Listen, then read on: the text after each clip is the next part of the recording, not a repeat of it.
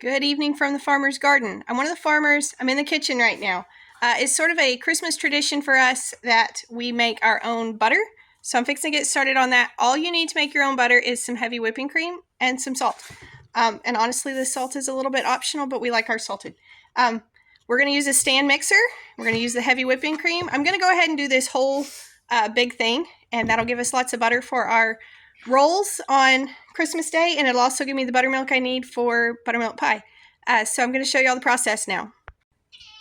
I'm pretty sure I did a video on this last year, and last year I showed you the steps all throughout to get whipping cream, or not whipping cream, whipped cream from your whipping cream. So whipped cream, and then butter, and then buttermilk. Today we're going to make the butter, and then I'm going to make a buttermilk pie with it. So all I've got is I've put that whole container of whipping cream in my mixer. I'm going to turn it on. I like to start it slowish so it doesn't splash, but you do need to turn it up pretty good to get it beat. And my poor mixer has been through the ringer this week because I've been making divinity, and so it has been on high speed a bunch this week. But this is just going to go just like this for a while. It's just going to beat and beat and beat, and I'll show you as it begins to change. But for the first little bit, it's just going to look like a mixer in cream. We've been going for about 2 minutes. It's hard to see with it running, but the only change right now is that it's getting bubbly. We're just going to keep watching it do this. It's going to get bubblier and bubblier, and then it'll have sort of a drastic change as it hits the whipped cream stage, and I'll show you that as well. This has been going for about 10 minutes now. It's starting to look a little thicker. I'm going to turn it off so you can see it better. You can see it's not whipped at all yet, but you can tell that it's starting to get a little thicker. Somewhere in here is where you would want to add sugar if you were trying to make whipped cream. I usually do like a 1/4 cup of sugar, sometimes a little more than that. It just depends on how sweet you want it. And you can add vanilla or almond flavoring or something like that to your whipped cream as well. But we're going to keep going past this stage because we're not needing whipped cream at all today. We are just needing butter and buttermilk. So we're going to keep that going and let it keep going past whipped cream. And I'll stop it again and show you whipped cream here in a minute. If we were looking for pie topping, we would be just about there. You can keep going a little more past this if you want, but we are pretty much whipped cream at this point. So again, you would have already added sugar and vanilla or almond flavoring if you wanted to do those things. But this is just about whipped cream here. So we want to keep going past this stage, and we'll just keep beating it. At this point, it's been not quite 15 minutes since we started. This would be very thick whipped topping if that's what you were going for. Again, you can stop it kind of any stage in here, but this is about where it starts to go from whipped topping. We're going to keep going past that to butter. Personally, I wouldn't want whipped topping that was quite this thick. You can see it is very, very thick. So what will happen next is this part will kind of start to come together, and then it'll almost start to form, it'll seem like there's water in it all of a sudden. And that's when we are moving into having butter instead of whipped cream. This is the second time I've stopped the mixer to scrape the sides. The mixer has now been going for about 20 minutes. So this is not a super fast project.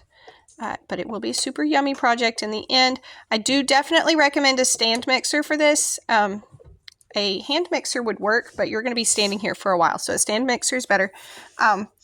This is the consistency right now. I know it's hard to see. I don't have great lighting in here.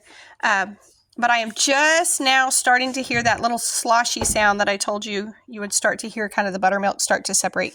I'm just starting to hear that. And again, this is the second time I've scraped it down. So we'll just keep going. All right, we're getting close to done here. There is some of the buttermilk beginning to form in the bottom. And you can see that the butter is starting to come together in little clumps. But we want to keep going until it's all sticking together on its own. But that is the buttermilk that is in the bottom of the thing right there. All right, the last few seconds are very messy because as this butter pulls together, it just starts sloshing the buttermilk everywhere. But you can see it's all pulled together now. So I'm fixing to wash my hands again just to be sure before I stick them in there. And then we will actually pull the butter together and like with our fist and pull it together. We'll wash it off and we'll mix in the salt. At my hands. Okay. Is it on? Mm-hmm. All right, Gracie's going to run the camera for us now. We're just going to pull this butter out of here. Turn it off. All right, so you can see all that butter is clumped together now. So we'll take this part, put it over here, and try to get as many of the pieces that are kind of floating in here out as possible, so that our buttermilk is going to be for a pie, so we don't really want too many extra bits floating in it. All right, so there's that part. I am going to wash this in cold water, and then I'm going to mix in salt. Trying to get some of that buttermilk to come on out of there first. I don't make butter very often. I buy butter, but a milk cow is on my bucket list, and so I kind of like to practice every once in a while. So we'll just wash this off with cold water. Kind of remove some of the buttermilk that was on there. And then I'm going to mix in some salt. I like salted butter on my rolls. You can add yellow coloring to it at this point if you want. I don't know how well it shows up on camera. It's actually a decent light yellow right now anyway. And so I am not going to try to color it any more than it already is. But that. And then if you have a butter mold, so a butter mold is usually a wooden dish, and some of them are really fancy. They have different shapes to them and everything. And you can pack it into that. I do have one somewhere, but I have no idea where it is right now. And also mine is extremely old, so I don't know if I would be willing to use it or not. There's not a good way to get it clean. But there we go. So I will just put that in a box, a little Tupperware thing, and that will be ready for our rolls on Christmas dinner. So then in this bowl, can you show them in? This is the buttermilk, and that's what we're going to turn into a chocolate buttermilk pie in just a few minutes. Stop it. Okay, day 2 on the buttermilk pies. Last night got crazy, and so I didn't get to finish them. I did go ahead and make my 2 pie crusts last night, so I have those ready. I just went ahead and put those in the pans and then put them in the fridge to chill out and wait for me to get back to it today. But we're going to go ahead and make the filling for the buttermilk pie now. We're going to start with 1 cup of room temperature butter. My butter was in the fridge, so I zapped it for a minute in the microwave. We're going to cream that with 3 3/4 cup of sugar. I'm going to go ahead and get that started and get that creaming. Once the sugar and the butter are mixed together decently, we'll add 1/2 cup of flour and 1/3 cup of cocoa. Might not have got that quite soft enough. I'm also using the fresh butter in this recipe as well. You can obviously just buy buttermilk and buy butter, but since I had the fresh butter, I decided to go ahead and use it in this recipe. So we'll add 1/2 cup of flour and wait for it to poof everywhere, because that's how mixers do, and 1/3 cup of cocoa.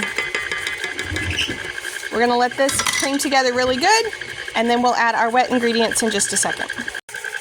All right, that looks good to me. We're now going to add 5 eggs. So I'm just going to let those kind of slip in there gently. Some of these are double yolks, so they're going in together. A lot of times these will go in one at a time, but when they're double yolks, those whites pull together. All right, so there's 5 eggs. We'll let those beat in good. We need 1/4 teaspoon of salt.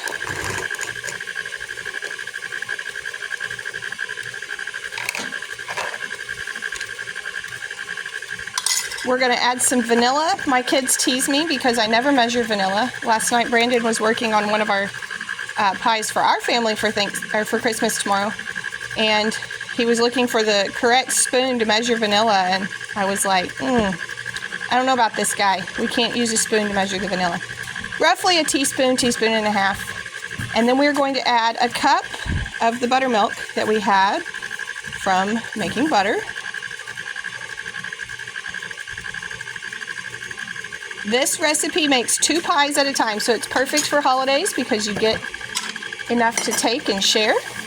Once that's mixed together good, then we're going to pour it into two 9-inch pie pans, and then we'll bake it at 350. That's looking good to me, so we're going to go ahead and put that in the pie pans. Okie doke. 45 minutes later, we have 2 chocolate buttermilk pies. These are delicious with whipped cream on top. I'm a little sad that I didn't make any fresh whipped cream. We have ready whip. We'll make it work. But these are great, like I say, for Christmas and holidays because you get 2 at a time, and these are absolutely delicious. I hope y'all enjoyed our video today. I hope you learned a little something and enjoyed your visit to the farm. Y'all be sure and tell your friends about our YouTube channel so we can grow and come back when you can stay longer.